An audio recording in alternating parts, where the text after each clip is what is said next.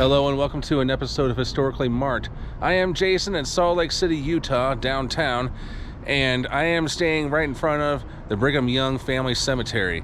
Brigham Young, of course, is buried here. I'll be showing you his grave and historical marker that goes with it, as well as a few other interesting things about this inside the cemetery. So come with me. All right, so it's a gated entrance, but anybody can come in during daylight.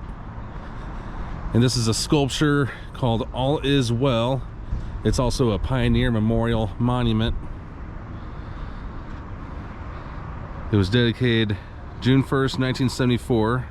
Sculpted by Edward, I don't know if I'm saying this right, Edward J. Fraughton. There's some markers that talk about that, but I'm going to talk about a couple of these. Eliza Snow. The well-known Mormon hymn, "Oh My Father," has lifted millions of hearts through generations with its sublime message on man's eternal journey. Words to the hymn were written by Eliza R. Snow, born in Beckett, Massachusetts in 1804. She was converted with her family to the Church of Jesus Christ of LDS, and they trekked to Salt Lake Valley before her death in 1887. She served long and faithfully as a leader in women and youth organizations of the church. And for the first time ever, this is my first time seeing sheet music and lyrics and brass. I know, it's kind of weird. There's also another one over here, and that is where Brigham Young is laid to rest. I'll take you there in a sec, but I'm going to go ahead and show you another piece of metal sheet music. This is William Clayton. The hymn "Come, Come Ye Saints" has become a rallying song of Mormons everywhere. Its words were penned by William Clayton, born in Penwortham, Lancashire, England, in 1814. He came to America as a convert of the Church of Jesus Christ of LDS. When the pioneers made their historic trek from Illinois to Salt Lake Valley, he served as clerk of the first group entering the valley on the journey. In Iowa, he penned the words to "Come, Come Ye Saints." Almost immediately, he became a pioneer favorite. That's him. And again, this is the words and music to it. So as we go further into the cemetery toward Brigham Young's grave, we are greeted with a bust and some nice, pretty flowers. Perfect for spring, which is going on right now, May 2023.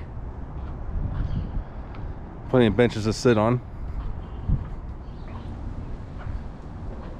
Here's a statue of Brigham. And I don't know what book he's reading. I don't know if it's the Bible or something else. Yeah, this is definitely the Bible. Yep, let me see for once here. Okay, the book of Nephi. Yeah, the book of Nephi, or Nephi. But now we're going to visit the grave of Brigham Young. This is a Utah Pioneer Trails and Landmarks Association. Brigham Young was a prophet, pioneer, statesman, born June 1st, 1801 at Whittingham, Vermont, or Whitingham, sorry, and died August 29th, 1877 here at Salt Lake City, Utah. Young, who was the second president of the Church of Jesus Christ of Latter-day Saints, succeeded Joseph Smith, founder of the church, who was martyred at Carthage, Illinois. He was chosen as leader of the people in 1844 and sustained as president of the church December 27th, 1847.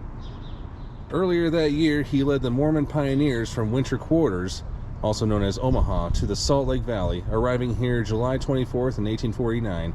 He became governor of the provisional state of Deseret, and in 1850, governor of the territory of Utah.